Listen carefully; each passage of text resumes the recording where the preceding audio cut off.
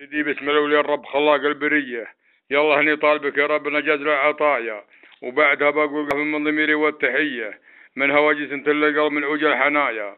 خيرت في المزنه اللي صبت المعقبية تسقي صدور العطاش وتريك بود الضمايا. شاش راسي عزاتي بالمواقف القوية والله اللي عزيب سموال بقوم هالحمايا.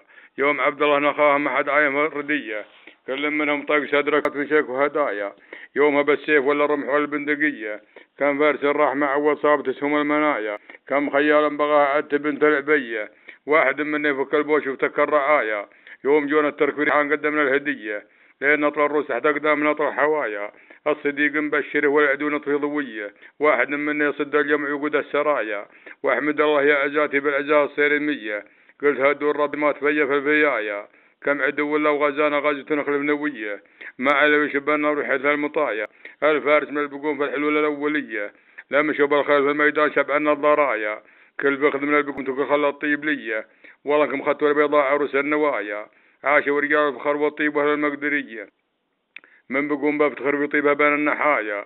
والقبايل النعم والله لا عودي بالخوية ما يدم الطيبين يردي للسجايا. وبعدها بمدح رجال وقفه وفجرية يا محمد يا شباطري تفكون الخلايا. سعد من انتم محزم وانتم حزام ما علي بفتخر بطيبكم واعزي بين البرايا. أيوة تلاد الحميد من عصور جاهلية يوم كل ما رفيقه ما يوصى الوصايا. كم قطعان قشعنا واخذناها سوية ناخذ اللي دام مقسم اخذناها مايا. مشينا واضح النقم مرشنا فضلية يا مشينا ما تخاف ولا توزف الوزايا. هذا ونصلي صلاة الرب محمد نبيه عندما يمطر مطرها وعندما تبقى رفايا. الشاعر بادر ميزان البحاجة البقيم.